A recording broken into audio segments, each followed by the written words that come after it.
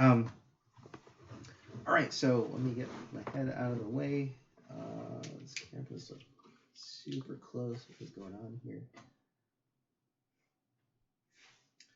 What are we talking about today? So today we're going to be talking about additional structure. So let's grab some pencils here. Um, the process of drawing, it's again just going back to last week when we talked about the drawing process and having a big idea to start things off and going through little steps to kind of follow through with that, or adding on details and things. And that's going to be a common theme as we go through more of the body and things, is that we want to start with the larger structure first and gradually build towards the smaller and smaller details. So we need that underlying structure that drives everything, and everything else should be subordinate to that. So today what we're actually going to do is start to focus in on the torso a little bit more. And I know all you guys are asking questions about the hips and ribs and stuff like that, so we're going to get into that stuff. Now, as we're breaking the human body down, there's all this complexity. Obviously, just looking in the mirror, there's all this stuff going on, and what the heck is going on? So we want to try to break things down into simple concepts that we can wrap our head around. And this is mainly going to have to do with structure. So for our torsos, the human torso, it pretty much breaks down into three major volumes. We can think of the rib cage. We can think of that as being connected to the obliques, or our middle section, and that's going to be connected to our hip box here. So 1, 2, and 3. Now, as we relate these forms together, when we think of a rib cage, there's actually all this stuff. I'm sure if anyone has tried to draw a rib cage, it's very time consuming because we have about 12 ribs on each side, and there's all this other stuff. And the same thing for the pelvis. There's all this nonsense over here with the iliac crest and all this stuff coming down, and then there's you have this socket here and those hoops, the ischium there. So there's all this stuff going on.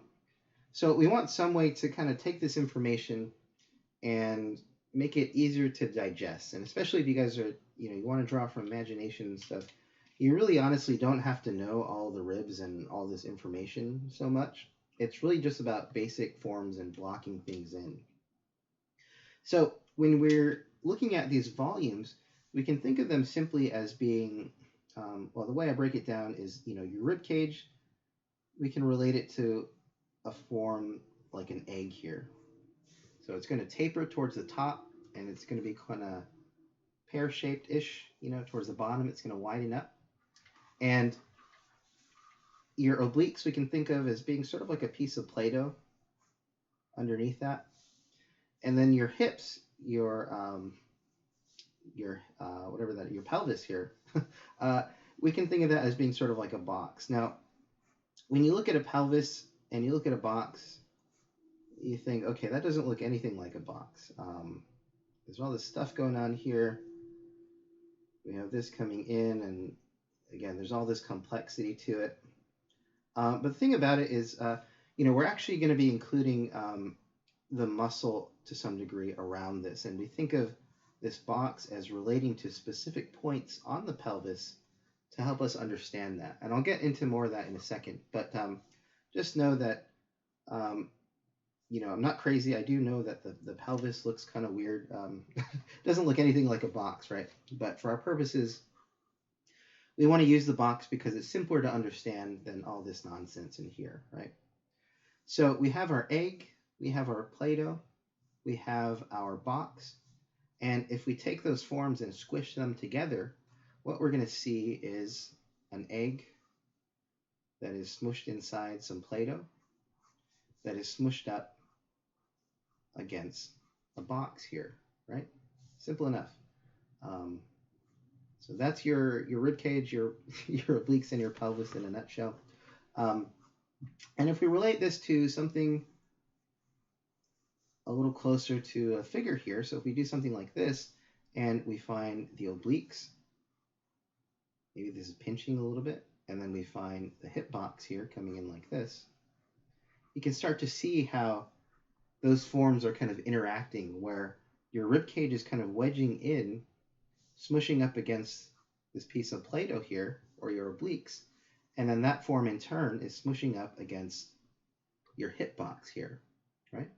So when we're looking at the outside of the figure here, we're actually looking for three major sections to the torso, as I mentioned before: rib cage, oblique, and pelvis. Now, when we're trying to find this on the figure from reference or even from imagination, it's kind of difficult to look at all this stuff or kind of visualize these things through the complexities of the human body, because not only do we have these bones and things, but we also have muscle and things like that sit on top of it. So we need some way for us to kind of identify these forms on the surface of the figure. And those will come in the form of landmarks. So landmarks, the long and short is going to be that these are areas of bone. Well, these are areas on the figure where bone comes to the surface. So when we're talking about structure and we're trying to think about construction of the figure, we mainly actually want to consider the bone structure to the figure, because we have all these muscles and things like that that will deform, that are going to stretch and pinch. So as the body moves, the muscle itself will not always have the same form. It's going to change quite drastically in some cases. But when we're looking at the bone, this is actually the rigid structure that holds our muscles up, right? So with the bone, the shape might change based on the angle, right? But the form itself is going to remain the same. So the three-dimensional volume is going to remain the same regardless of what angle you're viewing at or how you're moving your body. So when we're looking for landmarks and structure, we use the bones because those are going to be constant regardless of what the figure is doing. And what's more is that when we think of bone and the way our bodies are built, because we have to be mobile and we have to move our joints and things, what you're going to find is that fat doesn't actually form on the joints of the body. So the example I always give is if you think of like baby fingers here, baby hands, this might pinch in. Babies have a lot of baby fat on them. So what you'll find is that their knuckles tend to become little dimples instead of bumps or bony lumps. And that's because, again, the fat is not forming around those knuckles, as well as, their limbs start to look kind of Popeye-ish, where we start to see these pinches and things around the form. And again, it's because the fat doesn't actually form in these areas. So in that sense, it doesn't matter who you're looking at. The model could be heavier set or lean or thin or even gaunt. You're going to find the same landmarks at the joints of the figure. And that's the other reason why we look for these bony landmarks, because it doesn't matter who you're looking at. Not only is the form not going to change as they move, but they're also going to be visible on the surface of the form, right? Excuse me. So these are very important things to consider. And, I always say these first two classes are the most important. And this is partly why, because this is sort of the underlying structure that will allow you to place everything else on top of that. So as we get into the ribcage and things, and we're breaking this down, we want to think of these simple volumes, but then we want to use the landmarks to help us relate those volumes to what we're seeing on the figure, right? So let's take a look at your torso here and talk about some of the landmarks that we're going to encounter on your body. So first off, we can redraw what we were doing last week. Maybe we'll use another color here, where we're looking for that same proportion of that 2x4 box that we're using, right? So 2x4. Now, what's going to happen within this box here, and I'm actually going to continue this out because we are going to do some different views here of our rib cage. But on the upper half, I might have mentioned, who knows, this is roughly where your rib cage sits. Now, as your rib cage sits in here, what's going to happen is it actually sits a little bit above the top of this box, and it will actually drop down a little bit below that halfway point here. And what happens is up here, this is actually the opening of our first rib. And this will sit roughly about the middle third of this upper edge here of our torso box, I guess we can call it. And this will run out, and it will basically be in line with the edges of the form here. And as far as landmarks go, the first thing we're going to identify is actually going to be the pit of the neck, which falls right through the center here. I know this isn't quite centered, but let's pretend I happen to draw that perfectly on center. So, if you can feel your neck, and you feel this little dimple right at the base of your neck, right between your collarbones. That's what we can think of as being the pit of the neck. I'll usually draw it in as a little bit of a little U there. Now, with the pit of the neck, this falls right on the center of the form, and that's actually going to be a common theme. So when we're talking about landmarks, generally, they're going to become things that fall in center or things that fall on the corners of the form. And we'll explain what this means in a minute, but thinking about things that fall in center, remember how useful that becomes when we're trying to identify the rotation of something. So things like the pit of the neck, if we're just drawing out the rib cage, we can communicate which direction it's facing simply by placing that landmark there, right? So it's a very powerful tool, that center line. So with this landmark here, if we step down, so from this point to roughly the bottom of the rib cage, we can generally use this halfway point. If we cut this in half, that's going to pull down to our sternum here. Now your sternum technically looks like a little necktie here, but we don't have to worry too much about that form. We can just think of it as a line that runs down, and at the bottom of the sternum, that actually becomes another landmark for us. So as we get to that, this is actually going to step out and open up into what's referred to as the thoracic arch. So this is the opening on the bottom of your rib cage. Now, as this pulls out here, what's going to happen is this will run down to the corner here, or the edge of this form.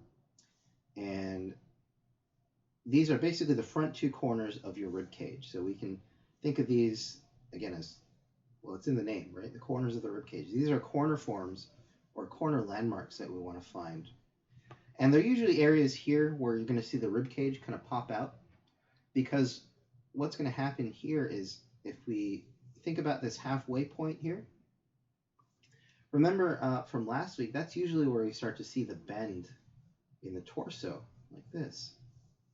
So if that's where the bend sits, usually that means that the rib cage is in some way linked back to that pinch right in there. So if you're not sure where the rib cage sits, usually you can look for that pinch as an indicator of where that sits. And if we come back to our egg mushed into our Play-Doh, you can see we start to see this overlap of the rib cage itself diving into that Play-Doh. So where we see this overlap right in here, that's actually the pinch of the of that gesture that we're looking for. So if you're not sure, you can use the shape here to help you identify where this actually pulls out to the surface, right? So let's come in here. So we have this, we have the bottom of the sternum. So, we can call these out, pit of neck. This is going to be the bottom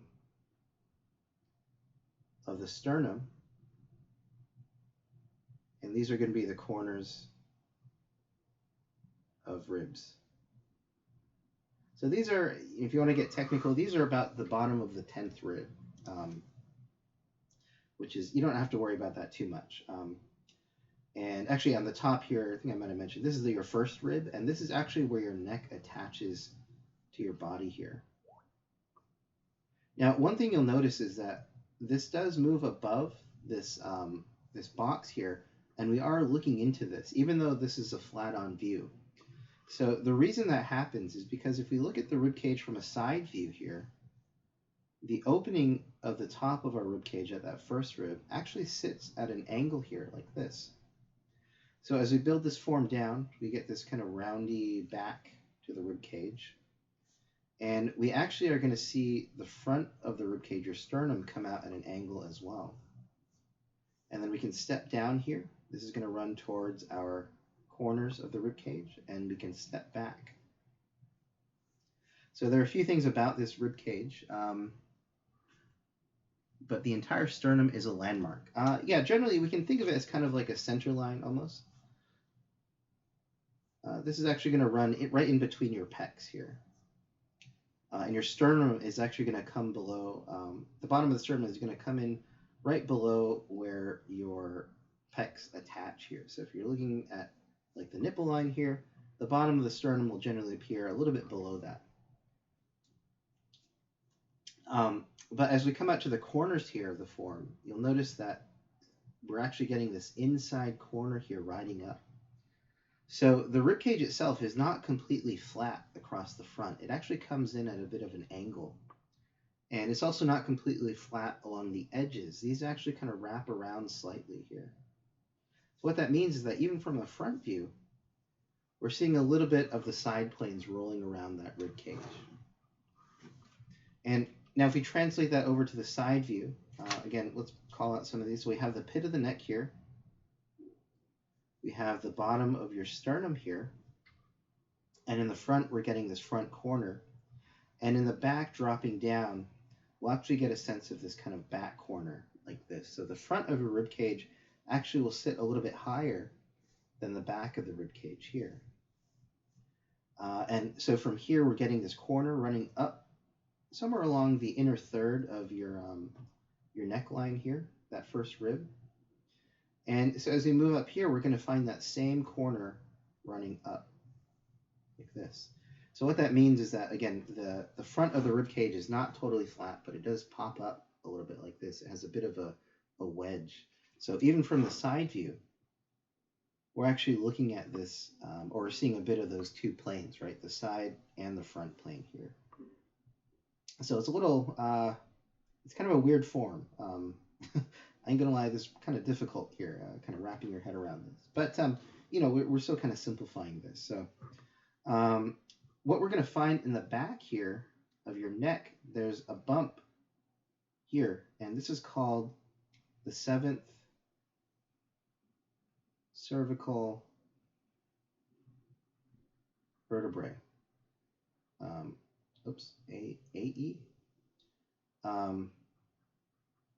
Now, you know, all these names I'm calling out because it's, you know, in case you want to know, but bump on the back of the neck is just as good as 7th cervical vertebrae. So don't worry too much. Don't stress out over too much about the names. But just remember what these landmarks actually are, right? Or, you know, where they are visually. So we have the 7th cervical, and what this is on our back here, on our spine, we actually have 3 sections to our spine. This upper part along your neck, this is called the cervical.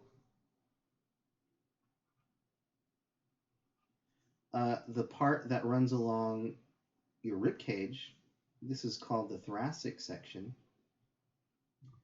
And below that, we get a curve out, which is referred to as the lumbar. So this is what you need a cushion for on your chair to support that curve, right? So we have 1, 2, 3 major sections, and you know, it's useful to kind of recognize these because they each have their own distinct kind of curve like this that goes kind of in, out, and then in, and that can help us if we're trying to show the perspective of the rib cage like this, right? If we have that curve around the volume instead of maybe making it flat or something like that. The thoracic especially will have a lot of wraparound for that form. So we have this. We have the rib cage kind of worked out. You know, on the back, there's not too much going on. Backs tend to be a little bit more difficult simply because we don't have as much information as the front. There isn't a lot in terms of in the way of landmarks and things that are easy to find. So from a back view, we will find that 7th cervical up here, you know, the volume of your neck coming in like this. And really, it's just the spine that is kind of the most prominent landmark that will give us that rotation. We will get these 2 corners down here, right? But Beyond that, there are other things like your scapula and stuff floating on top, but for now we're going to focus on these underlying forms. So we have your rib cage here. Now, moving down on this front view, what are we going to find? So if we divide this up in half, this bottom section, this is roughly going to give us a sense of where we're going to find the obliques, number 2. So this will be 1. And number 3 is going to be our hip box here, or pelvis. So we want to think of this as generally a box, again, because it's easy to understand. And as we get into more of this construction, the really important thing is to understand corners. And corners of the form. And what corners sort of represent are, they give us an easy way to show depth within a form. The idea being that if we're drawing a box out here, we just need the right shape, and we need to identify the corresponding corner in order for that shape to have dimension, right? Otherwise, it's just a flat shape that doesn't really have any meaning to it. But as soon as we put that inside corner in it, we feel it as a three-dimensional form. So relating that to the figure, what we need to find is the correct shape here, and we need the corresponding inside corner to give this dimension, right? And we can include also your center line and a few other things here, but you can see that suddenly with these specific details, we start to get a sense of volume through the form, right? And the only details that I'm including mainly are the ones that fall along that corner. And that's what gives us a sense of this front and side plane to the figure. So when we're looking for these landmarks of the figure, the ones that fall in the corner are really important to help us establish that sense of depth. And you can see here, this bump right in here is essentially this bump right in here of the rib cage. And we would find the other side to it here. And you can see we can start to build out that thoracic arch. So as we move down, we want to also find the corners of your hip box here.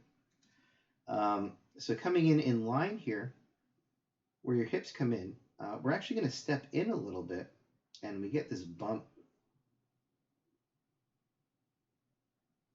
So this bump here, this is called the superior spine.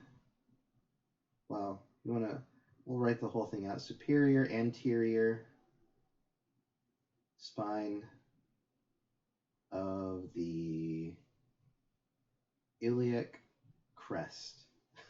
So the name is a paragraph right there, but the spine of the iliac crest, or the one I like to use is bump on the hip, is works just as well as far as a name goes. So the bump on the hip, you can feel this bump on your pelvis here. These actually create the front corners of our hip box here. We'll explain this in 3D in a moment. I have an exact bump that hurts, so I can remember it better. So the body has a rectangular shape. It's not necessarily rectangular, but in order to show depth, we want to try to separate front and side here. So this is mainly about kind of understanding how to communicate a sense of volume, because otherwise, we could draw these forms out, but if we're not conscious of where we're placing them, like this, you can see that suddenly, even though we have the same details and all that, this feels very flat, right? And it's because we're not really being conscious of there being kind of a side or front plane, right? And these corners relating to it. So in that sense, it's really about having an underlying sense of the form, sense of this box, and then you're simply disguising it as a person by, including these details as analogous to these corners here. So coming back to this here, we have the spines of the iliac crest. These are two other landmarks that start off your pelvis, and these basically represent where your obliques come in and attach to your hip box here. And as these come in, we're actually going to step down. We're going to get this kind of wedge here in the front. This is sort of the bowl of the pelvis. This is actually where your abdominals kind of wedge into your pelvis here. So one thing I'll mention here as we come down, we also have your belly button. This will shift up and down depending on who you are and what you're doing. But the belly button is actually one of the only fleshy landmarks that we're going to use because it does shift around. But the thing about the belly button is that it always falls on the center line here. So it's always useful in that regard that it will give us center. Just wondering, will we be learning how to draw pelvis from a given box? Actually, no, I'm not going to cover specifically how to draw the pelvis, simply because it's not really going to matter that much. In the grand scheme of things, knowing all the nooks and crannies of the pelvis doesn't actually help you draw the figure, to be completely frank here. So as I break things down generally with the forms, I'm not going to go into super detail about every single anatomical form that you're going to see because that's going to take way too long. It's going to be more about how to break things down and group things together in a way that's kind of designed and makes it easier to really understand how to draw. So there's kind of a difference between knowing the information and understanding how to draw it. So I'm really focused more on how to actually draw the forms and things like that. So anyway, and I don't have a skeleton. Usually in class, I usually have a skeleton, which I can point things out to you. But, well, it's not really going to matter that much. So we have this bowl of the pelvis here. Now, what we're going to find here is on this outside edge of this hip box, if we step down from the spine of the iliac crest, that bump on the hip, we have what's called the three-finger gap. Now what that is, there's a little space here between the top, and this is about a fourth down the top of the hip box. And if we take from that point and draw towards the groin here, which is, by the way, another landmark here at the bottom of the pubic bone, top of the pubic bone, that should be, we get this kind of V here, and this is actually where your leg attaches to your hip box here. So this is that elusive connection that we're all looking for here. So it starts on this outer edge, and we step down a little bit. What that actually is on your hips here, and I will explain, what these things represent if you guys want to get out an anatomy book here. We have the superior spine of the iliac crest. There's also another little bump below that called the inferior spine of the iliac crest. Now, in context of the anatomy, well, really the kind of meaning of it, the superior, that simply means above, and inferior means below. So this little bump here, the inferior bump, is below the superior, which is above it. And that basically is where we're seeing that three-finger gap occur. There, as we get into the legs, I'll talk about this more of why that actually manifests the way it does. But for now, just remember that it's about this much. It could be a little less depending on the pose, or it could be a little bit more as far as the gap goes. Now, as we see that from a side view, so let's draw this hip box out. Technically, our hips are actually tilted at an angle like this. So I think we mentioned this last week with the gesture lecture here. So what that means is that in the back here, we're actually seeing this lift up like this, and we're seeing into that hip box, right? And that's tying directly into following those cylinders that we've been working with here. So with your hip box, as it tips forward and the front edge, this would be the spine of the iliac crest, that bump. And because we're still seeing this front edge here, we have the same three-finger gap visible. So we're going to step down a little bit. And connecting back here, there's not actually a definite spot where the leg attaches, but I generally estimate it to be about 2/3 of the way back here, like this. And if we take this and pull this forward, this will actually give us the volume of the leg here. So on this hip box, again, if we can see this front edge, that means that we can give this a more specific attachment point, that leg.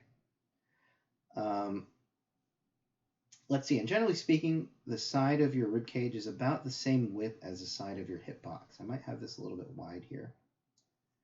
And filling in the rest of the space, I'm not really going to cover it too much today, but this would actually be where your abdominals draw back to your hips here. So this would be coming in and wedging into this form here, like this. But we're going to cover the muscle and stuff a little bit later on. And then in the middle here, so we have 1, 2, we have your obliques, and then 3 would be your hips, right?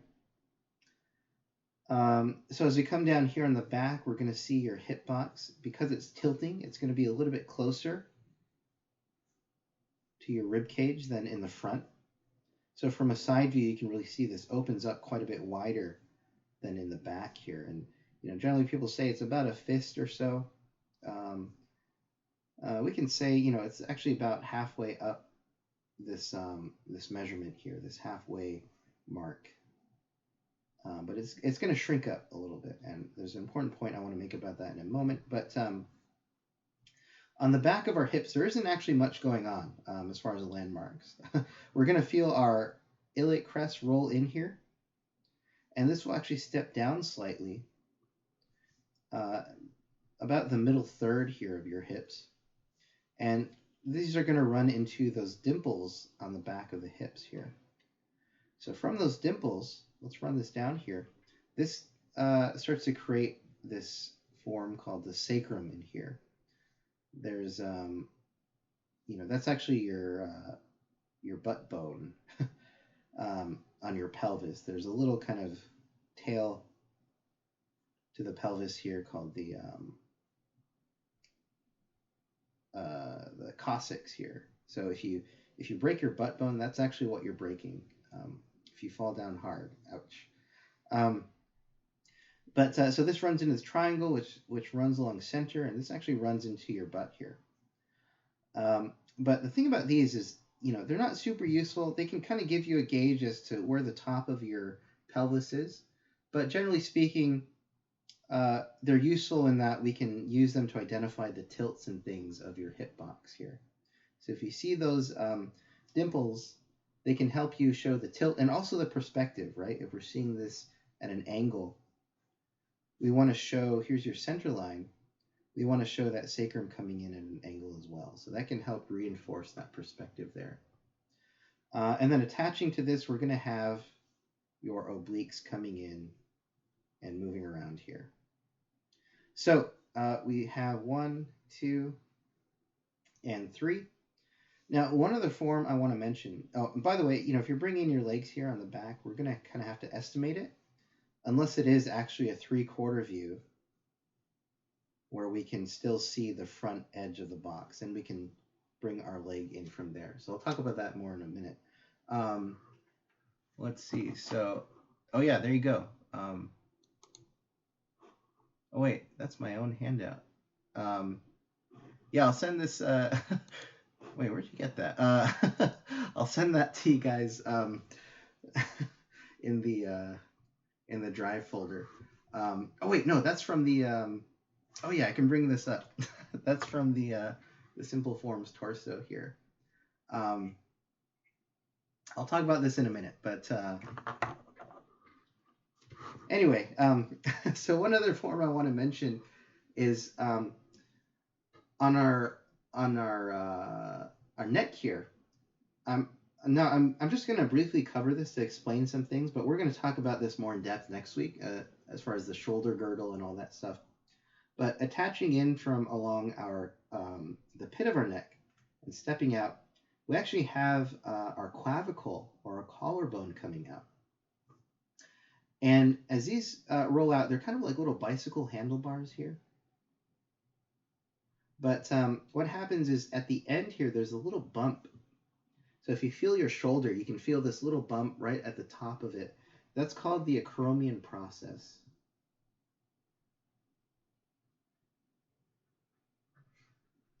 Acromion process here. And what you'll notice is that right where that bump sits, that's basically right in line with our rib cage here. So this is generally what we're thinking of as the general width of the body. So when we're drawing out that that box, that little envelope here, that's what we're actually thinking of drawing towards. Now, the thing about the rib cage you'll notice here is that it does taper, or it narrows out towards the top. So we actually have all this space out here that's filled up by other things. And, we might even have, well, we probably do have more muscles that sit on the outside. So when you're looking at somebody that's like really buff, so the example I always give is Batman. When you look at Batman, he looks like a triangle here. But what happens is, for one, your rib cage is about as wide as your neck at the top. So that means Batman's rib cage here is coming in starting like that, and then it meets the sides of the body here. So we're going to see that rib cage come down to the waist like this. So on Batman here, all of this other stuff is sort of other muscle and things like that. And we might even have his arms, crazy deltoids. This is not the best Batman, but that acromion process that is actually going to sit in line with the width of the rib cage. So that's why I generally tell people to keep your initial setup fairly even in terms of the width, because all this other stuff is actually added on top. We want to not worry about the extraneous detail, but we're looking for the internal structure. So that includes kind of the width of the rib cage and things like that. What's the distance from the bottom of the rib cage to the top of the pelvis? Yes, 1/4 of the 2x4 box. So if you look here, here's the halfway point, and we cut this in half here, or this bottom section in half. That's about the that distance there. And if you want to know, I should also mention, if we cut the upper rib cage in half here, that's the same distance to the sternum here. And to give you guys kind of a gauge, that's also about a hand length. So it's about a hand length here, it's about a hand length here, about a hand length here, about a hand length here. Now this is not 100% accurate, I'll tell you right off the bat, but similar to the gesture, it's going to get us into the ballpark. And the easy thing about it is that you just have to remember not so much how long is a hand, but that this is about the same distance going down, right? But this, of course, will change, right? Because as you bend and pinch over, one side might compress, one side might flex and get wider. So it's not going to be useful 100% of the time, but as a general rule, these are all about the same. These kind of fit into 2x2 squares here, right? And again, the back of the hips does come up a little bit higher to about the halfway point through that section there. So you can kind of use that as a gauge there. So the spine here in the back sits a little bit closer together to your hips. Let's see. So that's something to remember here. When you're drawing the rib cage, it does narrow out at the top, and it widens out to about the width of your waist, right, as it comes to the surface here. Now, how do we take this information and give it dimension? Let's take a look at that here.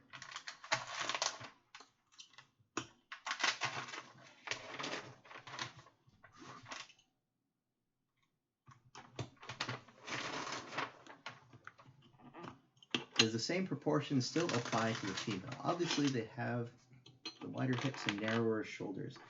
Yes, for our purposes now, we're just going to treat them as the same because, as I mentioned last week, if we get into too much of the subtlety of making, if I tell people that the hips are wider, we're going to get drawings like this where the hips are way too wide, right? And I might have mentioned this last week too. Let's go over this. So we mentioned Batman, right? And you have your ribs and your hips here. So I'll generally say that the hips and rib cage are about the same width, like this. And technically on guys, your rib cage is a little bit wider and a little bit more squat. And on women, your rib cage tends to be a little bit narrower and a little bit more streamlined here, like this. And then the pelvis will appear a little bit narrower here. Pelvis will appear a little bit wider here. But those subtleties are a little too subtle at this point to be worrying about, right? So what I tell people is keep things about average, and then on guys, what's going to happen? We have a chromium process here. As we get into more detail, we can start to add on muscle and things like this towards the top, and keep this about straight. And you can see now it feels like the waist is narrower. And then on women, I tend to think of things as being average as well. And then as we get into it, there are actually fat pads here on the legs here, like this, which make the hips feel extra wide, right? And we don't have to emphasize things like the lats coming in and things like that. So we start to automatically get that kind of hourglass shape here with that. So yeah, there is a difference there, but at least for now, don't worry about it too much. But that is a good question, because that is important to understand. Oh my gosh. Oh, don't drop your pencils, guys. They will break. So let's see. So putting this stuff into 3D, and I should have not drawn this right in the middle of the page, but that's all right. Working with our landmarks here. Excuse me.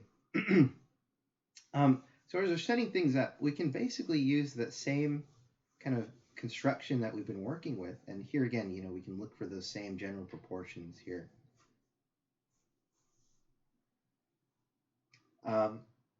As far as setting up our gesture, you can bring something in here. Let's, maybe we'll change this pose up a little bit. Maybe they're kind of sitting or something here like this. So even though we're going to be focusing on the torso, I still want to stress that we want to try to identify or draw in the entire pose, because we don't want to lose sight of the pose being a complete or a composition within itself, right? So we have something like this, setting up our initial gesture. Now we can go through the same steps here of finding our center line if we need to. I also suggest still going for those cylinders, because this will help us identify the orientation, especially when we're dealing with the hip box, because that box is very hard to draw. I'll give you some tips on that in a moment, but it's a lot easier to start with a cylinder like this. And you can see we have some of the dimensions already set up, so it's not too much of a stretch to then take that, square things off, and turn it into a box like this, right? So we have this kind of setup here. Now, the really important thing, let me grab that sheet again, is that we want to start to map out these landmark points on the surface of the form. So remember that landmarks are areas where the bone, comes to the surface. Excuse me, again, got like burpee. So we really want to focus on identifying these things on the surface. So coming in here, what I'll look for first is we can identify the pit of the neck. So remember that the pit of the neck here will line up with the top of that shoulder axis here, and our rib cage actually extends beyond that. So we have the pit of the neck coming in right along this axis here. We can think of the volume of the neck, which would be roughly about the middle third.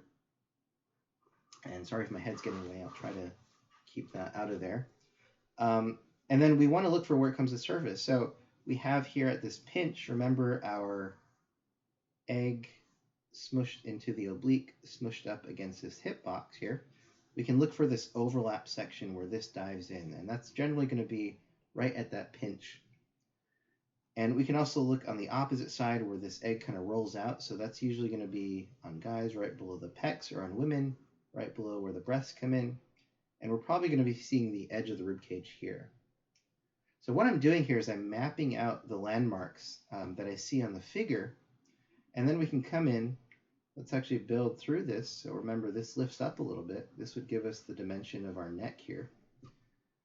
And from behind the neck here, so with this opening, think of this opening as being as if we took that egg and we cut the top off and we put a little straw into it.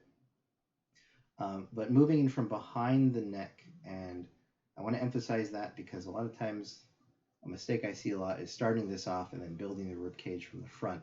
But the rib cage actually has to attach to the neck itself. So behind the neck, we can kind of feel out this volume through the landmarks that we've established here. We can build out that egg. Now, one thing about this here, when you're drawing in the rib cage, don't do this. Don't just draw it in as a shape like that, because a big part of this is that we want to think of it as a three-dimensional volume, right? And if you're just drawing this kind of shape out, you're not really thinking through the volume here. You're kind of looking more at the visual aspects of it, so on the surface. But we want to think through that as an entire volume. And the idea is that if we're trying to get the thoracic arch, it's more about kind of carving it out or scooping it out of that form that we set up. So I'm actually going to push this over just a little bit, that whatever that is, the pit of the neck there.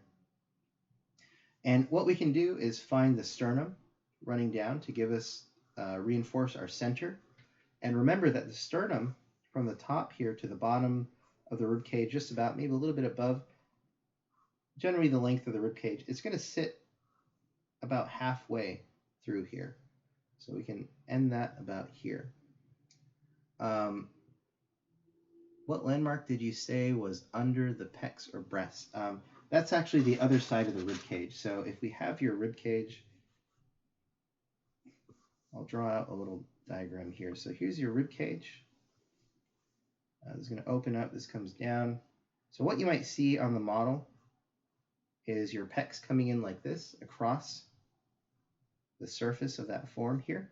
And as the body bends, or we're seeing it in this kind of three-quarter view here like this, we're seeing the edge of the rib cage pop in just below the pecs there. So as I draw this landmark in right here, that's kind of what I'm looking for on the model, is the other edge of the rib cage as it pops out. So hopefully that makes sense. This will come in here, so again, that halfway point, and then we can open this up into our thoracic arch here.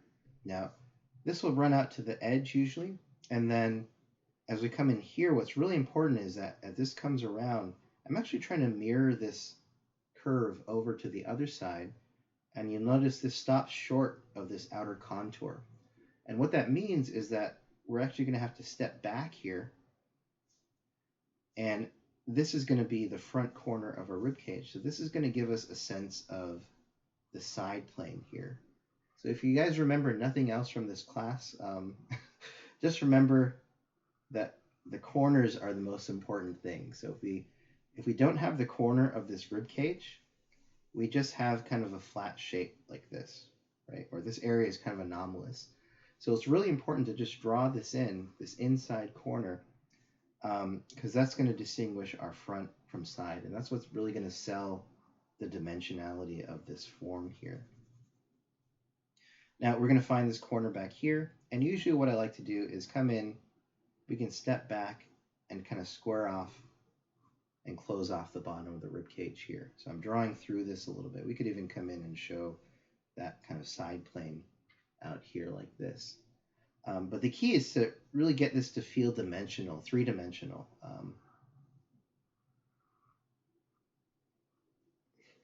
From here, we can step down. Now, what's really important to ask yourself as we move down to the hips is, which side are we seeing more of? Are we seeing more of the side plane here or more of the side plane on the other side?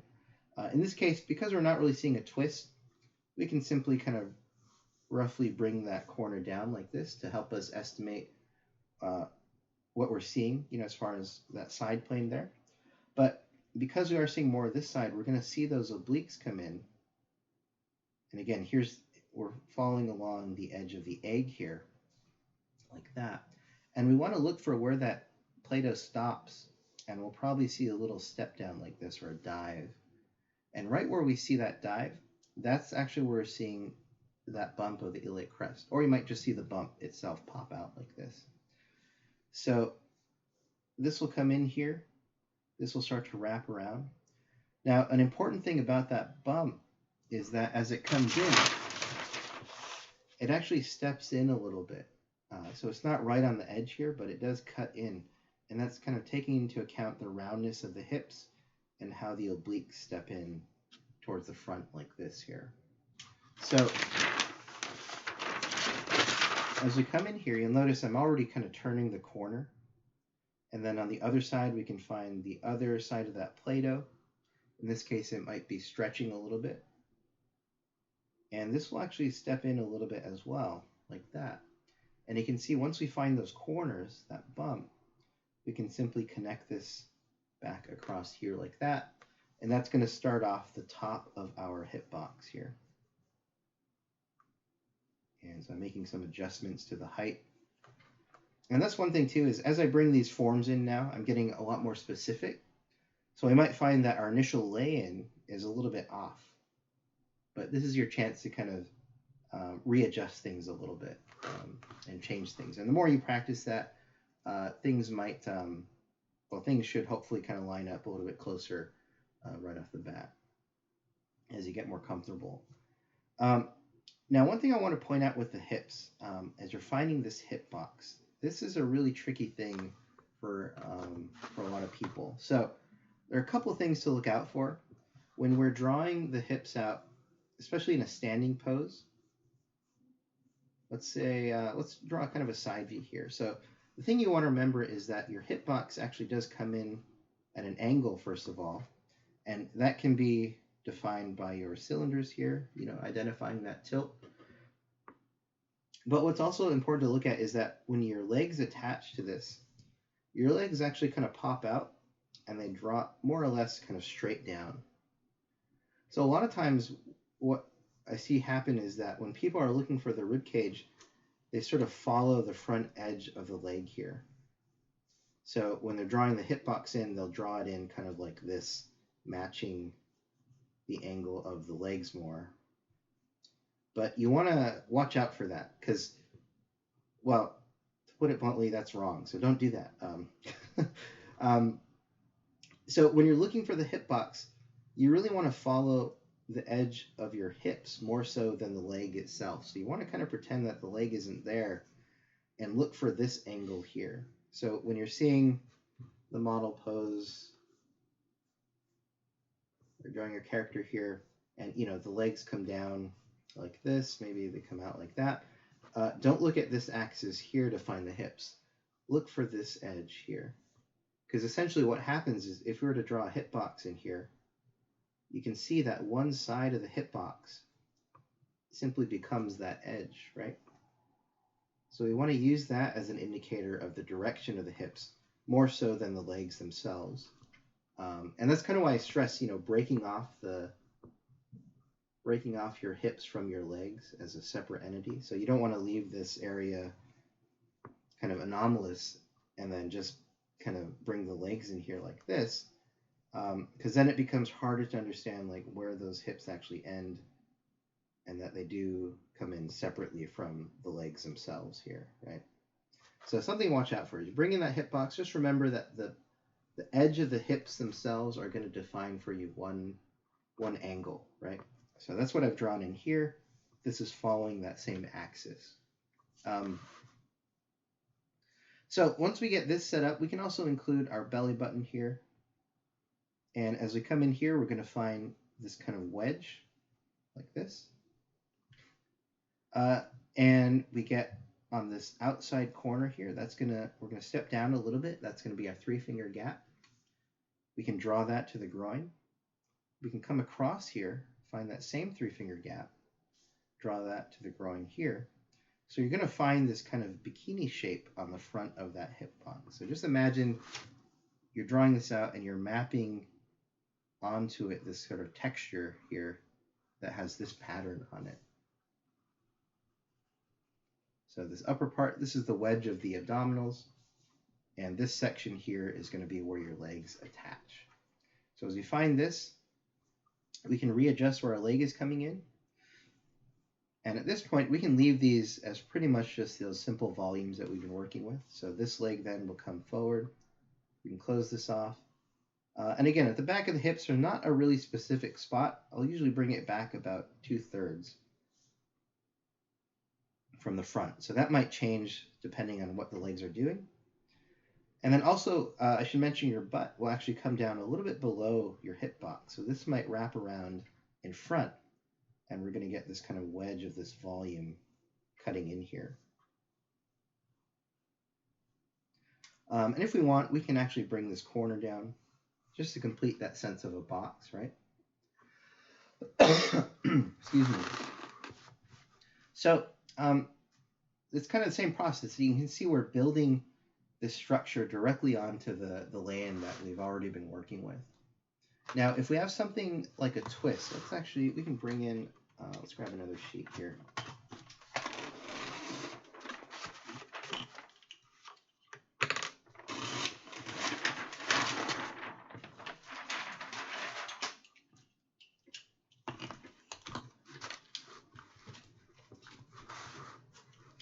If we're getting something like a twist, so let's set up that kind of pose here, and I'll just focus on the torso for now to save us some time on this demo here.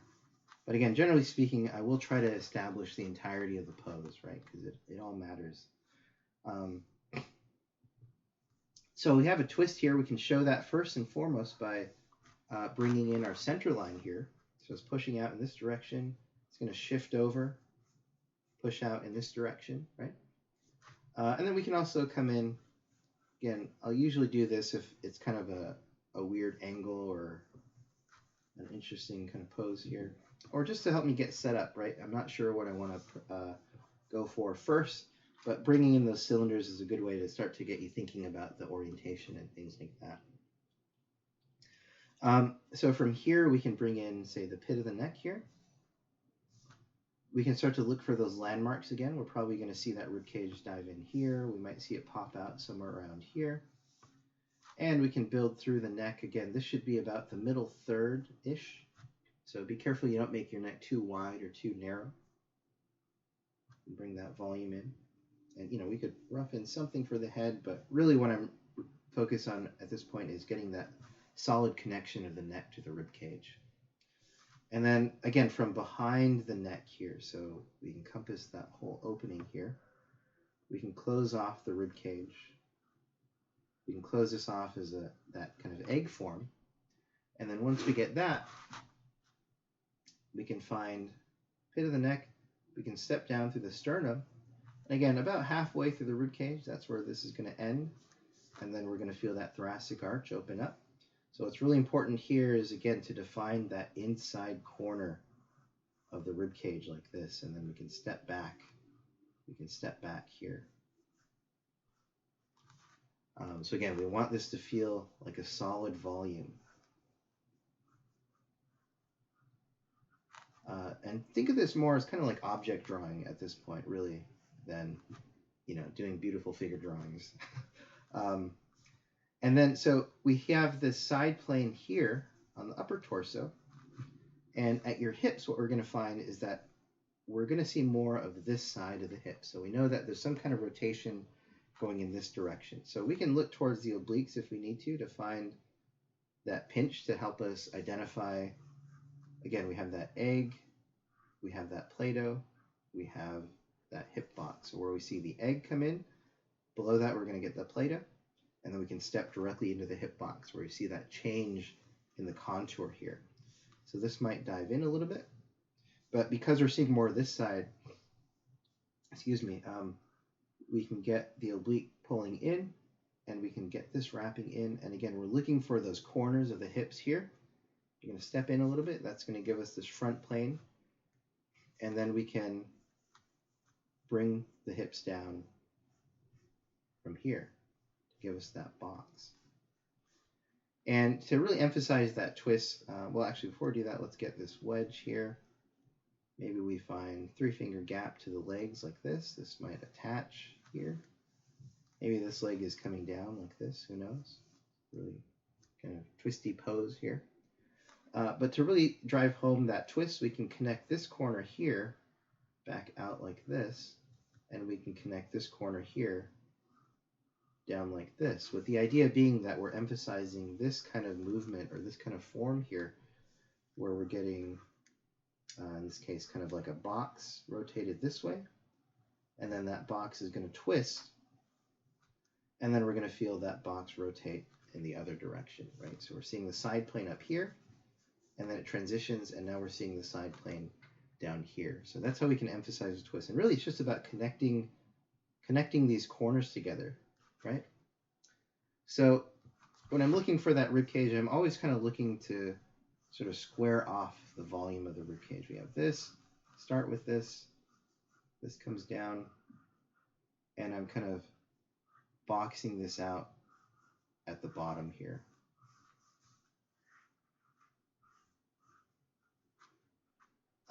Let's see, so we can also look at a back view, right?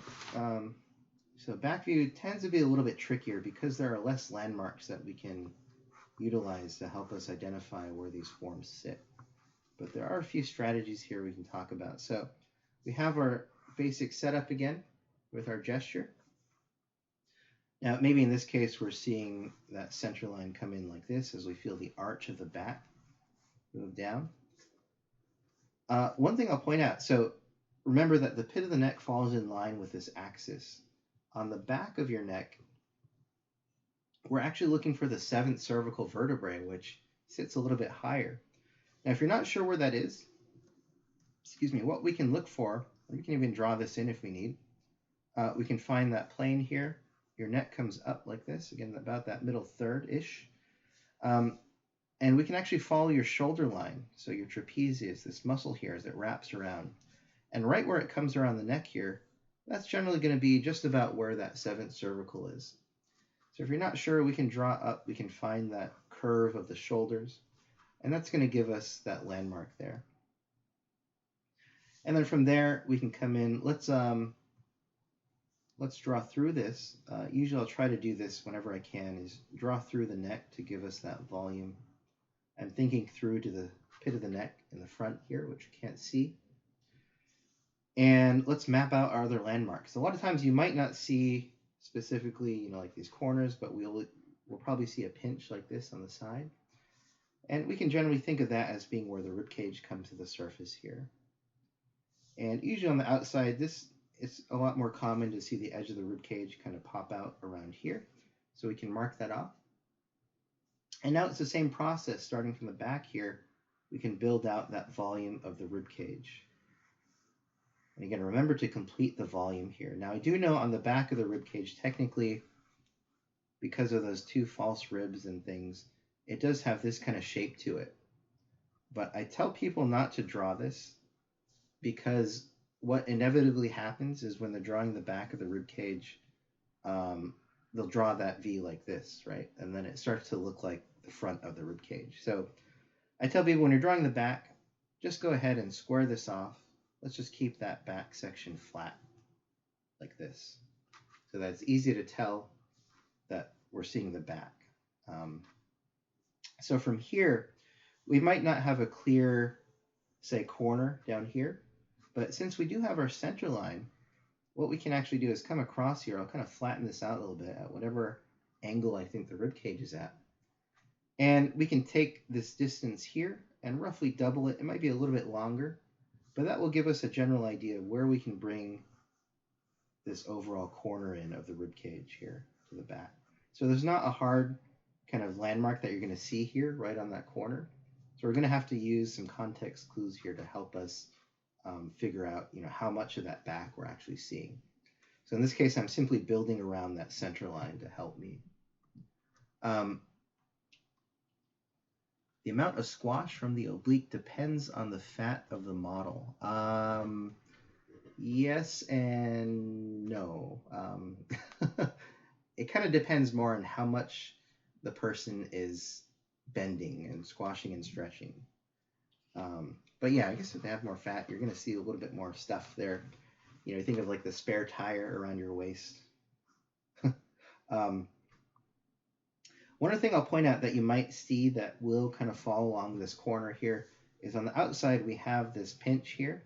You might see a similar kind of pinch occur along that edge. So you can use that as a rough estimate to help you find that corner there. Now as we build down, we're going to find your oblique here coming out. So again, looking for that egg, Play-Doh, and box here. Excuse me. we're going to see this pop out here.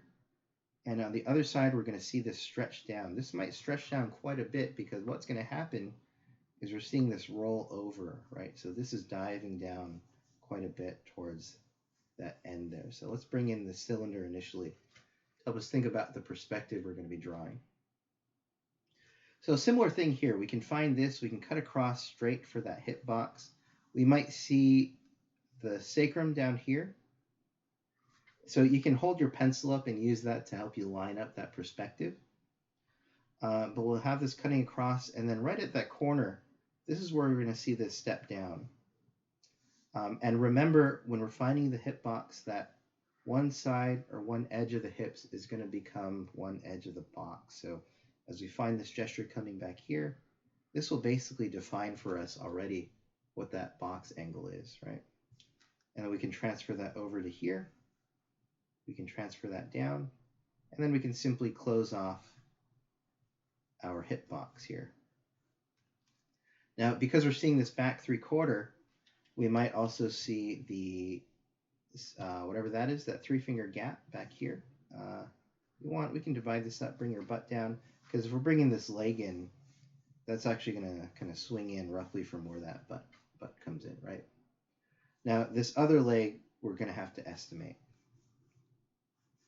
There's not going to be a really clear landmark that we can use to help us pull that in, but at least you have this leg, you can kind of use that to help you gauge that that perspective there, right? Or that the size of the leg, I should say. Let's see. So one thing I also want to point out with that 3-finger gap is it's really useful if you're drawing somebody, say, from a side view like this, and let's say you have a leg coming up like that, and you have the other leg behind it coming in. If you're not sure where that leg comes in, we're going to find your hip box here. We can get this. We have 3-finger gap. We have your leg coming forward. So we can find that construction. And what we can do, since we have this box drawn through, we can come across to find the other 3-finger gap. And that will give us a definite point as to where we can pull this far leg out here. So instead of kind of guessing where that's going to extend from, we can simply construct it out and have a very, very close educated guess, right? So go ahead and draw through with those boxes and things. Really go through the motions of constructing, because that will really help you visualize through the form here, right? This class escalated quickly. Yes, this is a lot of stuff here. It's a lot of information, but if you guys just take it slow, go through it simply. I promise it's not too bad once you kind of get going with this. So yeah, one thing I can show you guys here. This is a little model I made. If you guys are interested in picking one of these up, little plug, you can go to thekirkshop.com in the store. These are called the simple form models. So this is basically my breakdown for the rib cage, but in kind of an actual 3-dimensional form. So you can see, like with something like this twist here, we can rotate this, and you can basically line up these corners with what you're looking for, and same thing with the hip box. We can find that angle and things like that. So this has kind of a flexible spine here, and I know some of you guys already have this, some of you taking the class. But I just use this, I made this as a visual aid, because sometimes, I can draw this as much as I want, but until students kind of hold this and see this 3-dimensionally, it's kind of hard to picture in your mind's eye, right? But yeah, hopefully just showing this to you guys kind of makes this stuff a little more, or makes it make a little more sense, I should say. So, and you can see here are those bumps on the hip, right? And if we follow that angle, we can see how those kind of step in.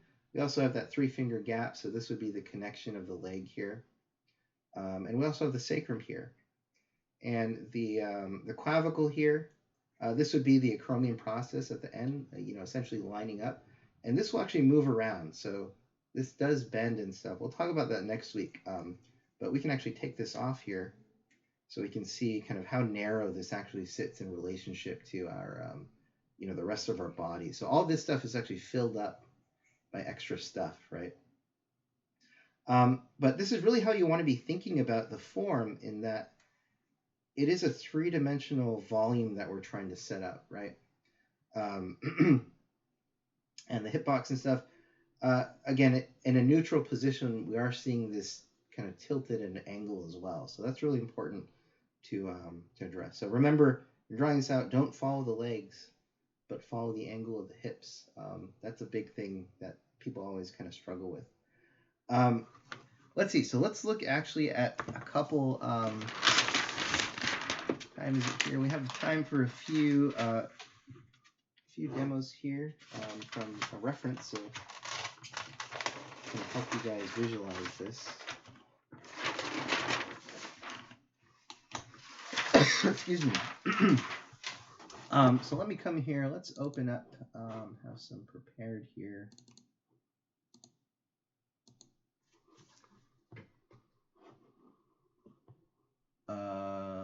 Let's see. Oh, the pelvis, it actually is at an angle, so it might be hard to see as I'm holding it. But yeah, if I hold this straight up and down like this, you can see, well, maybe you can't quite see it. There is this angle here to here, right? So it's kind of a neutral position. Let's see, but let's look at, we have, what do we have here? Rider. Let me pull this up. So Rider is kind of the default model here.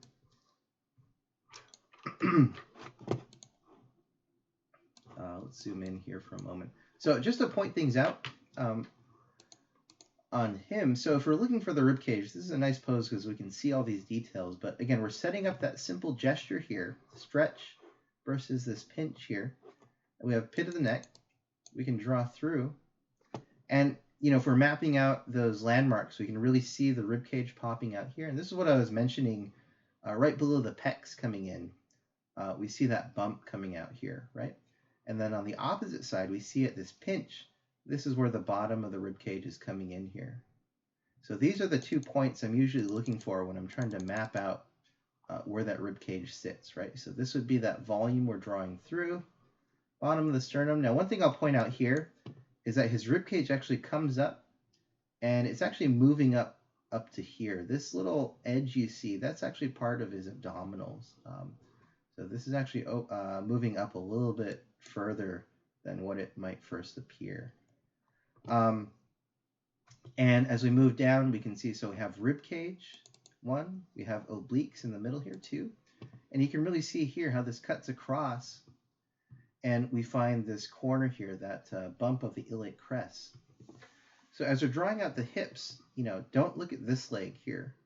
If you look at this leg to draw the hips, you're going to draw the hips coming forward or straight down. Look at this back edge here of his hip. So we have this really strong gesture, and you can actually see how this actually turns down following this edge here, right? So this is basically the angle we want to be looking for that hip box. So we can actually, let's draw this out for a moment here. Let me scooch this over and shrink this just a little bit. So hopefully you guys can still see that. Let me know if it's getting cut off or something. But so we have that. You know what? Let's move this whole screen. Whole screen over just a touch, and we'll have more space. All right. So as we're setting this up, we want to look for, first of all, our simple gesture here. We can find that same thing we've been working with. Oops, let me, what am I doing here? This should be about the same width. It's getting a little long here. So once we get that set up, we can find center line. And again, kind of in between step I'm going to take is to find the cylinder here, because that's going to help us identify the angle of the hips. We're not sure. Get something for his head. And, for the stem, I'm not going to finish the whole figure, but for the homework, it's going to include the entirety of the figure. So I don't want you guys to lose track of, the overall gesture here. But we have, pit of the neck here, running through his neck. Let's bring that through. Then out here, we can see again at that pinch, that's going to be where we feel that rib cage dive in. Now, one thing I will point out is that, when we think of that egg inside the Play-Doh, the egg is actually secretly coming in here underneath the Play-Doh. So there is a bit of an overlap between the rib cage and the obliques coming out on top of it. So it's not the case where the ribs are going to come in and the obliques are going to cut it off like this, but that form is actually diving underneath slightly here. Even more so if there's more of a pinch, right? But we have this, we can find this other corner out here, finding those landmarks. And then we can simply bring that egg in here. And let's close it off. This. And then we can come across, let's find that sternum, again about halfway through the rib cage. And we can really see this opening up towards that edge. We can see this side opening up here. And right where the rib cage is turning back like this, that's actually where we're trying to find, or what's going to define that corner for us. That's that front corner of the rib cage. And then this draws back. We can also come in and try to draw this side back as well. And again, draw through this to solidify that form there. And then at his hips, what we can do is we'll find his obliques coming in. We can see this cutting in here. And if we're not sure where to end that corner, one easy thing we can do is simply just drop this down. And it should be somewhere around where that rib cage sits. So we're going to find, we could follow that oblique diving up, or we can follow this diving down. But essentially, that's going to be where that front corner is of our hips. On this far side, this is getting covered up slightly by his abdominals, but we do see this kind of step in here. So those are the two corners we're looking for to start off the top of our box. And I remember when I complete the box, I'm looking at the back of his hip. So looking at it now, I think we can actually exaggerate this tilt here just a little bit, like this, right? And then the overall volume of his box, his hip box, is coming in like this. So from there, we can step down, come across, step up, find that kind of wedge here. And then we can step down and get that 3-finger gap here. So it's a little, because Ryder's so buff, it's a little hard to see this 3-finger gap on this side. But we can basically kind of follow this overlap right along here. And you see this little groove right in here.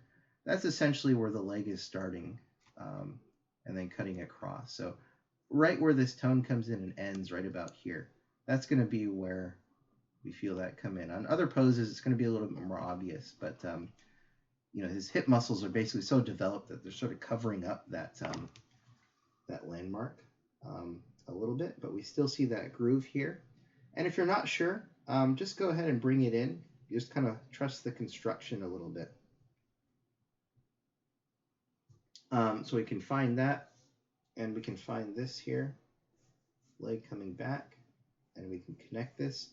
And out here, again, I'm just going to follow the construction to bring this leg forward here. Right.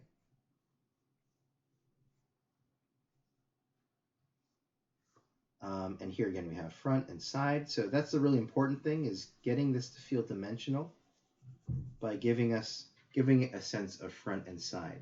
Because if we don't have that inside corner, it's going to feel really flat inside of here, right? And we can also come in and let's connect the neck to the rib cage. We're going to talk about the connection to the head next week, but for now, just try to get that neck attached to it, right?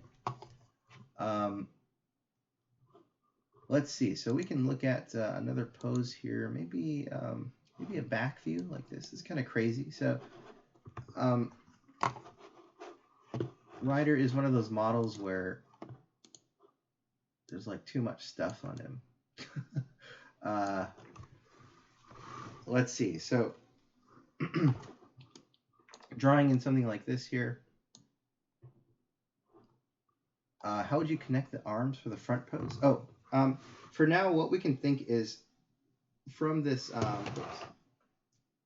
point right in here, that's again, essentially where the acromion process sits, we can sort of anchor the volume of the arm to that point. In other words, if we think of the acromion process here as that bump on the shoulder, that's going to sit directly in the middle of the top plane of the arm. So that's why I kind of stress, closing off the tops of these, because if you can find that point, that sort of becomes the anchor point for where the arms come in. So, if the arm was down, we can hang it off of that point like this, right? So kind of use that as a hinge. We'll cover this area in more depth next week as far as, the shoulder girdle and the neck and stuff. But for now, if you're not sure, just kind of do the best you can to kind of attach it. I'm not too concerned with that at this point. As long as you're getting the torso and stuff here. So, which is the most difficult thing in the world ever. Not to scare you guys. It's not too bad. If you, again, slow down, take your time. Watch this this lecture a few times here. So for something like this, we can swing this in here. So, in the sense of that the width of the body. So if we look at something like this here, you see this dimple right in here. That's actually the acromion process. And we're seeing that same dimple right in here. So if we draw straight down through that, we're actually cutting off a lot of this stuff in here, right? We're not necessarily going to come out and follow this groove, but it's going to come almost kind of straight down through this. Same thing with this. This is going to come straight down, and we're omitting this wing that comes in here, that the lats. And that's kind of what's giving us the sense of that internal width of the body. So when I'm drawing this out, that's actually what I'm looking for, is those two dimples here. And then the rest of this stuff comes out as as extra stuff on the body. So like, this would pull out from here, this would pull out from here. Excuse me, but generally we want this to be about the same width here. So with this, we're getting his head coming across, and we have his spine coming in around, or his center line essentially. We can also come in and bring his leg out here. In this case, because it's dropping down, we can just anchor the arm from that point, bring it out. And actually, I should not do that. Don't break it off right off the bat, but let's go for that general gesture first. And now at the top here, if we're looking for that 7th cervical, again, what we can do is follow through with that curve of his shoulders if we need to. And right where that meets the middle of his neck, that's generally what I'm looking for. If we zoom in here, maybe we can kind of see, this bump right in here. That's the 7th cervical. It kind of has this little diamond around it. Might be kind of hard to see in some of these photographs here. But that's what we're looking for. Now we can find his rib cage actually kind of popping out here. This big mass that's rolling out right below his latissimus here. And then on the inside here, it's kind of the inside, or this upper kind of bump in here. And remember that when we're looking for these forms, we're trying to count 1, 2, and 3 distinct forms for his rib cage, oblique, and pelvis here, right? So if you can kind of identify 3 bumps, so here we have 1, 2 cutting in, and then the third one would be his hips down here. So I'm counting the bumps here to help me identify those boundaries. Then this is going to open up at his neck here. And again, about that middle third, gonna keep that in mind. From the back here, we can then close this off as that volume here to find the volume of his rib cage. And it is longer in the back, so it might appear a little bit longer from this angle. So we have that. Now again, to find this inside corner here, we can, since we don't see too much of a landmark, we could kind of follow the lats down if you wanted to, but that's kind of too much to worry about. So what I'm going to do is just come across here and mirror this distance across and kind of use that to help me estimate this. Sorry about my head, guys. So I'm just going to square this off so that both sides are about even, right? And then down here, we are seeing a bit of a twist. So his hips, we might not be seeing quite as much of that back, but we're going to get his obliques cutting in across. And, it's kind of easy to see here. We get this kind of cut in right in here, and we can simply follow that around his hips to give us that top boundary of his obliques. So we're going to get that cutting around. And we could close this off as a cylinder initially, again, to help us identify that orientation. And in this case, again, there aren't too many landmarks in the back, so what we can also do is just bring this corner down and say that that's about where the obliques cut in, that's about where the side plane of the box is, and then we can bring the rest of this hip box in here, again, following the edge of his hips. And we're still going to get that kind of 3-finger gap on that front corner, and that's where we can come in and reinforce that volume of his leg. And I'm just going to cut this leg off right through here, like this. And if we can see it, we can get a sliver of his sacrum here. Might be showing too much of this this back plane here based on this pose, but it's okay. We can push this side plane back maybe a little bit.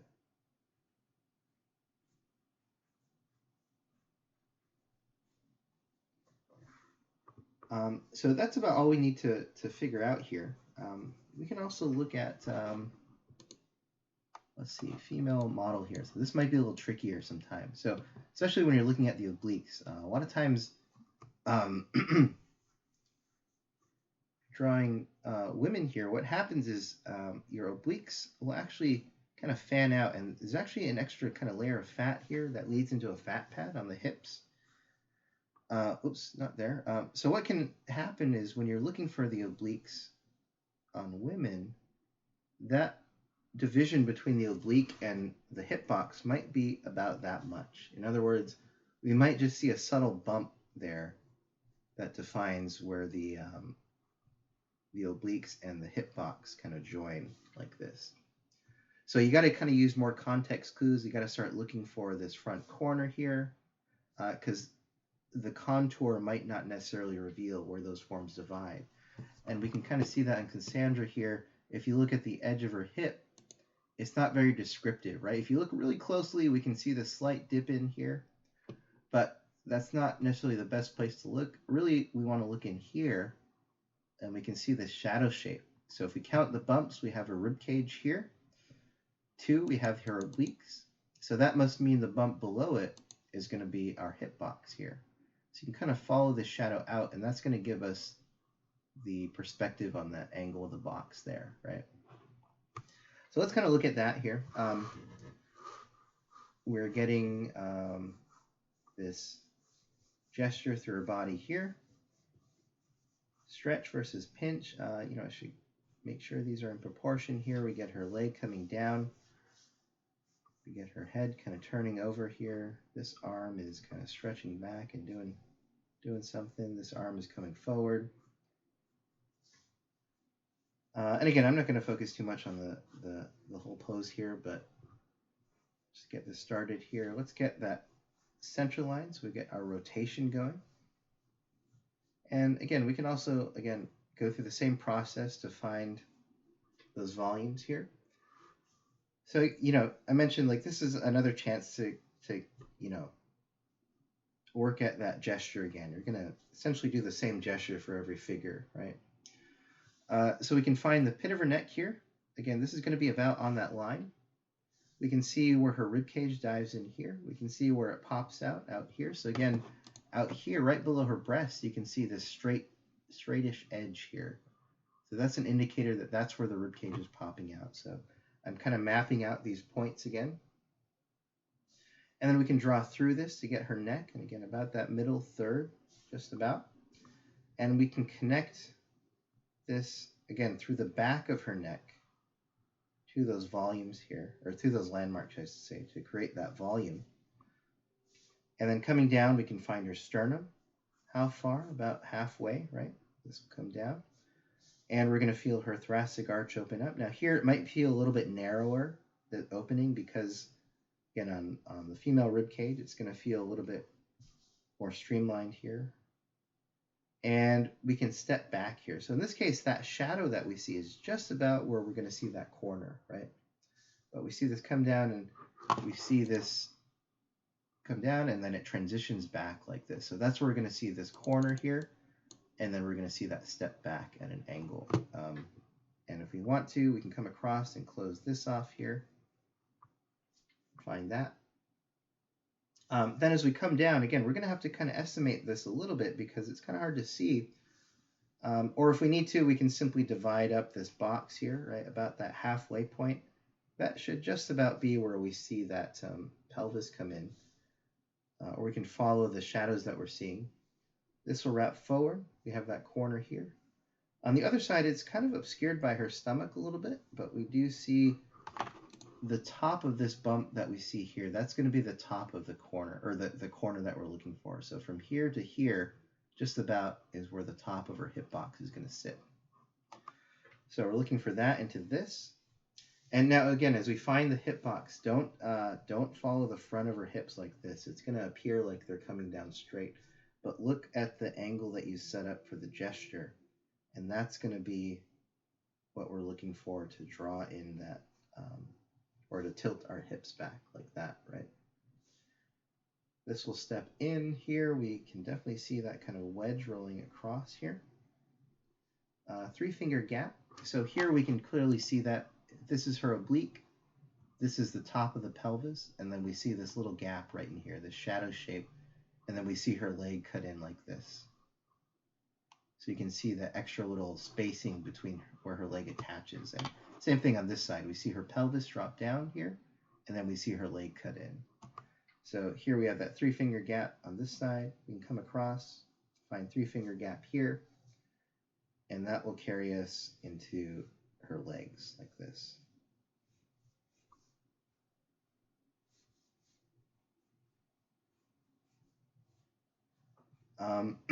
All right, so hopefully that makes sense, guys. The belly button here.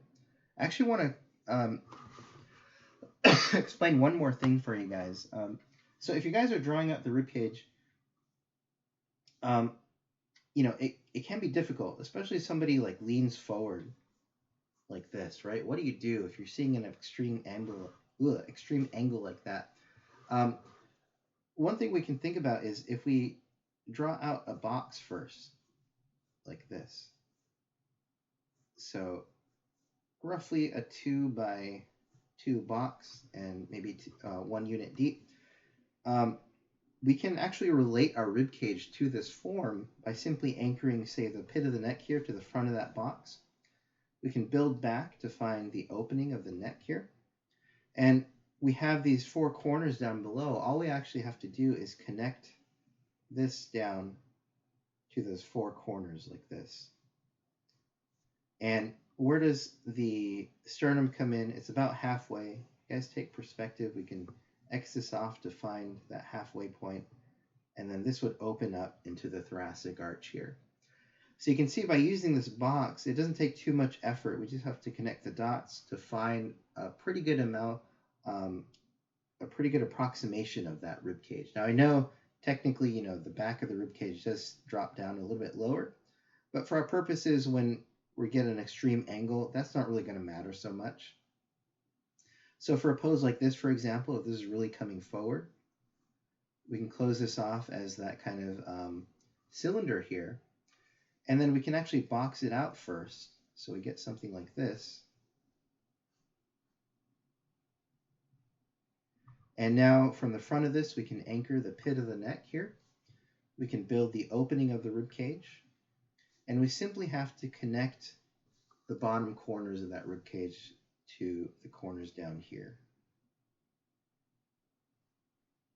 And we can connect this down here. And about halfway through, so to find the halfway point of a plane, we can simply X this off. You can kind of estimate it, but in an extreme angle, sometimes it might be a little bit off. But here we have that opening. And again, at this extreme angle, you can see we get a pretty good approximation for that form. And this will also work going the other way. So if we have somebody leaning over, for example, like this, we can find that cylinder here first. We can turn that into a box here. And we can find maybe not the pit of the neck, maybe that 7th cervical is sitting above. We can kind of draw through this a little bit to find that opening. And then it's simply a matter of connecting these to the corners of our box, and then that will give us a sense of the rib cage here, right? In the front, we might have to estimate that thoracic arch opening up like this. let's see. So that's kind of a tool I'll use. Again, if you're getting a really extreme angle, try to build it into that box. You just have to anchor it to those corners, and you're kind of all set there, right? Now, one other quick thing I want to mention, because people kind of run into this a lot, is that when we are, if we're looking at our rib cage from a side view, we have something like this. This will step back, those corners, and we have our lumbar. Remember that the lumbar is actually a fairly small section. Again, it's about a fist wide. So on our back, the connection point to our rib cage and our pelvis is actually fairly small. And now the thing is too that your spine won't actually stretch out. So in other words, this distance never kind of grows. So the reason I bring that up is because when people bend over, so let's take this person and bend them over. What you'll notice is that the distance here doesn't actually grow. So the back lumbar spine doesn't grow. So, and the reason I bring that up is because when we see this kind of bend, a lot of times I'll see people kind of build out the rib cage, but we have your hip box like this maybe, and then the rib cage kind of lifts up, way up like this. So you want to be careful because here what you're indicating is that that lumbar part of the rib cage is actually growing or stretching out. So what actually should be happening is this form is coming in more like this, and it's just a matter of it kind of tipping forward like this a little bit. But this distance should remain a constant throughout your figure. So watch out for that. That's kind of a really common mistake that I see. So with something like this, that lumbar should just be like this, and that probably means that the whole body is leaning forward. The other thing I should mention too is that with that in mind, your rib cage should never actually touch your hip box here, your pelvis. There's always going to be some kind of buffer of the obliques here, but they shouldn't actually rub against each other. So that's something to watch out for. The only area where they might kind of touch visually is if you are seeing like an overlap. So something like this, perhaps we might see this come in from behind that form. But that's simply because the rib cage itself is overlapping in front of that hip box, right? All right, guys. So let's see. Do you guys have any questions on this? I'll actually write out the homework now. So if you guys have questions about anything, just let me know while I write this out. Our homework is actually going to be 60 full figures here. So try to get these head to toe. Now, what's going to happen here is that the first 40, these should be from life or reference. If I can spell that, life or reference. These should be about 5 to 10 minutes each. And again, keep them full figure. Excuse me. And then the last 20 that you guys do, these should be from imagination.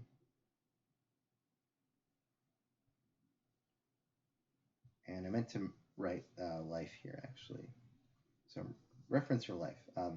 These should be from imagination. And again, keep these all should be full figured. Now, if you guys are doing things from imagination, you can also think about using the first 40 as reference. In other words, you can do these from memory. If there are some poses you want to try to remember, or you remember part of the pose, you can make up the rest. Or if you want to do these completely from imagination, what I suggest is pick an activity. Think of activity. If you guys are into, maybe you like to dance, or you do rock climbing, or you do archery, or whatever it is you do volleyball, think of some kind of activity to start and use that as a guide to kind of come up with poses that you might draw. So if you're doing rock climbing, the poses that you draw might start with people on, doing climbing poses and stuff like that, or whatever sports. But that's a way to come up with poses. Or if you do like martial arts, that might be a place to start. Otherwise, you can try to do them a little bit more from memory, and that might be easier for some of you if you're not comfortable coming up with something completely on your own. So as you do start these, I would recommend go through the same process that we've been doing, especially for imagination. Don't start with the details, but that in particular is where you really want to look at starting with a simple gesture, right? Keeping things as simple as possible as you start, and then we can build into this with our structure.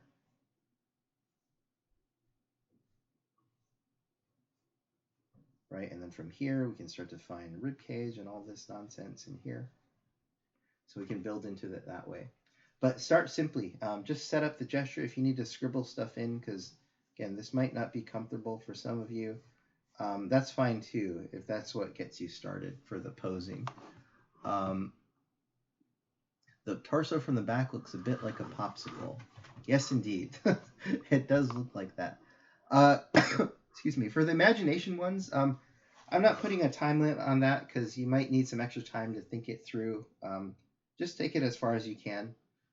How big should the figures be? I would say, there's not really a limit on that, but maybe around 6 or 7 inches, which is maybe about, 12 to 14 centimeters. Again, I'm not really limiting that. You can draw as big as you need to get the information in there, but, a manageable size would be somewhere around here, right? My hand is about here, so about 6 or 7 inches, or about 12 to 14 centimeters high. So does that make sense, guys? So for next week, 60 full figures, head to toe, get the whole figure in there, hands and feet and all that. 40 of them from life for reference. So do the 40 first, and then the last 20, do those from imagination. So we're going to do the full figure, but then we're going to kind of focus in on the gesture here. Does anyone have any other questions on that, or is that all clear to you guys? Sorry, we're running a little bit long, but actually that's not too bad. It's only 11. Excuse me. Otherwise, that's it for tonight, guys. Let's see, when connecting the arm, do we ignore the scapula from the back pose? Yeah, for now, don't worry about the scapula just yet. We'll talk about that next week. If you can, I would just try to maybe call out the acromion process. Just make that an extra little landmark there. And remember that it's going to line up with your rib cage. But yeah, next week we're going to go over the shoulder girdle and the basic setup for the head and neck and how that all connects and stuff like that. So let's see. All right, guys, that's about it. Actually, if you want more demos here, I do have, let me send you guys a link. I do have a set that's on the similar thing on my YouTube. This isn't really a plug, but so if you guys go here, there's an additional set of, I think these are about 5-minute lands, basically looking for the same kind of landmarks and stuff. So if you need more reference, that's another place to look.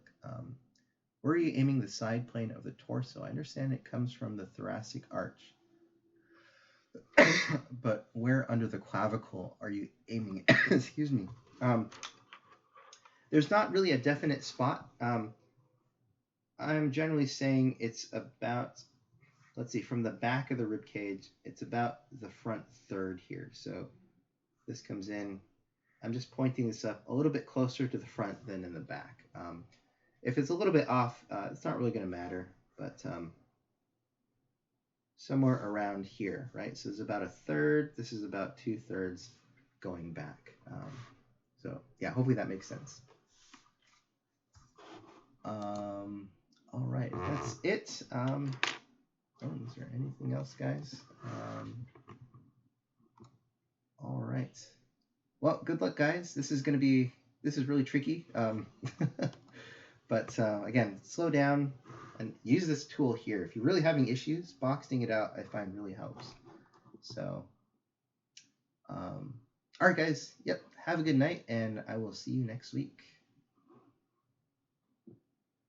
Does the width of the ribcage matter a lot? Oh, I should mention that too. Maybe I didn't mention it. The excuse me, the general width of your ribcage is about 2 heads wide, or about 2 units. It doesn't matter so much. What matters more is not how wide it is, but just understanding that it's about the same width as your hips and things like that. So as long as you're keeping these at about the same width and not going too crazy with it, that's really what matters. Just try to keep things about average.